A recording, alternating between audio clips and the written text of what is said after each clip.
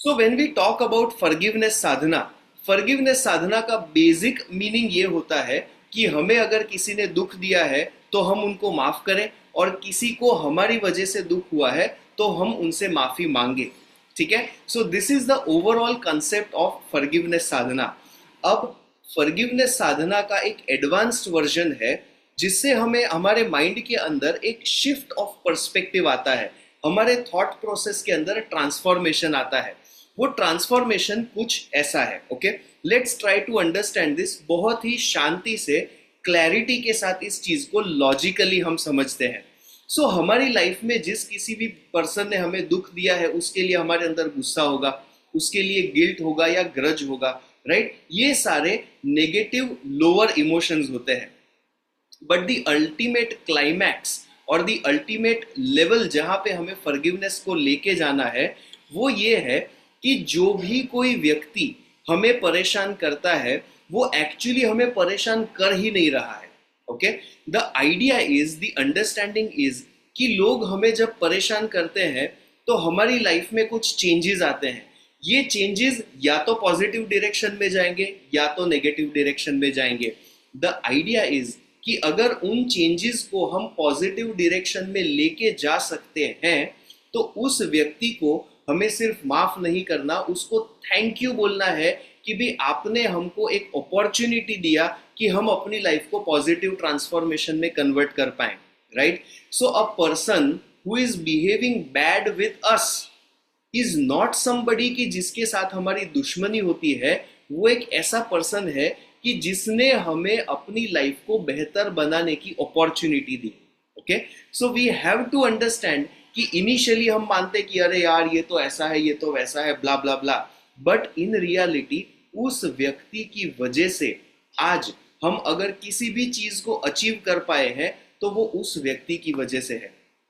Simple example, ये अंगुलीमाल वाली story है, right? He used to be a murderer. ठीक है, मर्डरर मतलब क्या? लोगों को मार के, उनकी उंगली काट के, उनको लूट के ही यूज्ड टू सर्वाइव, मतलब अपने फैमिली को सर्वाइव करवाता था। बट जब Gautam Buddha, when he met this guy, he said कि भाई कुछ ट्रांसफॉर्मेशन, स्टोरी के ऊपर हम किसी और दिन आएंगे, he transformed the whole process saying कि भाई you are not a bad person. आज मुझे तो पता है कि मैं मर्डरर हूँ, मुझे तो पता है कि मैं लुटेरा हूँ, बट जब आके कोई हमको कहता है कि यार तू बुरा इंसान नहीं है, जस्ट ये जो तू जो काम कर रहा है वो काम को थोड़ा सा पॉजिटिव काम करने लग, as a person you are a good person. तो अपने परिवार को मैनेज करने के लिए, परिवार का फाइनेंशियल लोड को बेयर करने के लिए तू ऐसा काम करता है, so you are a good person.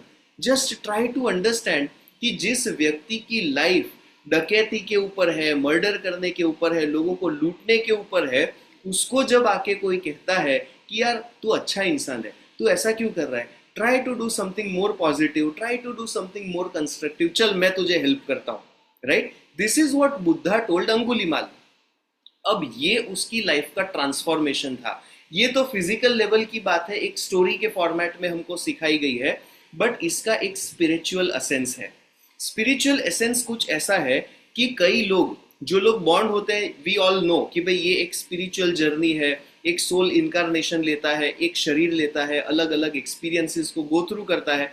ये सारी चीजें तो हम रेगुलरली डिस्कस करते हैं, बट उस सोल को उस लेवल पे जब कहा जाए कि यार तू एक सोल है, तू अच्छा काम कर रहा है, जस्ट इस इनकारनेशन के अंदर थोड़ी बहुत इधर उधर वाली गलतियां तूने कर दी है, ठीक है, वो गलतियों को हम अगर ट्रांसेंड कर दे तो you are a good person.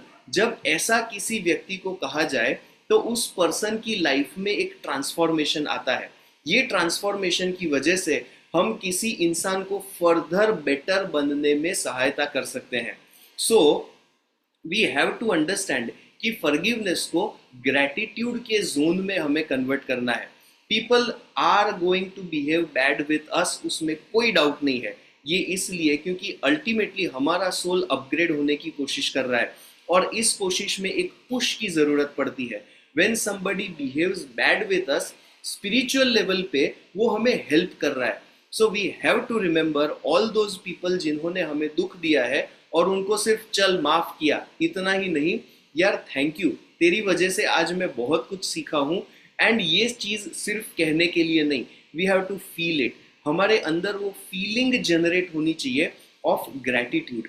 ये ग्रैटिट्यूड एक ऐसा इमोशन है कि अगर वो हमारे अंदर सच में इनकॉर्पोरेट होने लगे, हर सिचुएशन के अगर हम ग्रैटिट्यूड को देख पाते हैं, literally our life can change. So today when we do the forgiveness sadhana, हम 7x7 फॉरगिवनेस साधना प्रैक्टिस करने की कोशिश करेंगे। We have to remember such people, that one person, ठीक है, बहुत सारे लोग नहीं, सिर्फ एक पर्सन जिसकी वजह से हम सोचते हैं कि भी हमारी लाइफ में बहुत दिक्कतें आई है, उनको फॉरगिवनेस करने के साथ साथ हम ग्रैटिट्यूड देने की कोशिश करेंगे। Okay, it is an inner journey. ये फॉरगिवनेस साधना एक इंटरनल जर्नी है, अंदर झांक के अपने इमोशंस को साफ करने वाली प्रोसेस है। So the more deeply we get involve, जितना आराम से शांत मन से जितना हम इस प्रैक्टिस को करने की कोशिश करेंगे, उतना ही इसका हमारा जो बेनिफिट है वो बढ़ जाएगा।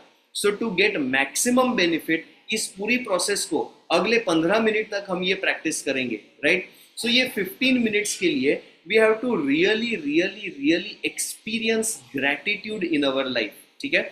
ग्रैटिट्यूड को एक्सपीरियंस करते हुए we will practise our forgiveness sadhana. ये प्रैक्टिस करने से हमारी लाइफ में क्या क्या चेंजेस आते हैं वो हम देखने की कोशिश करेंगे। ऑलराइट।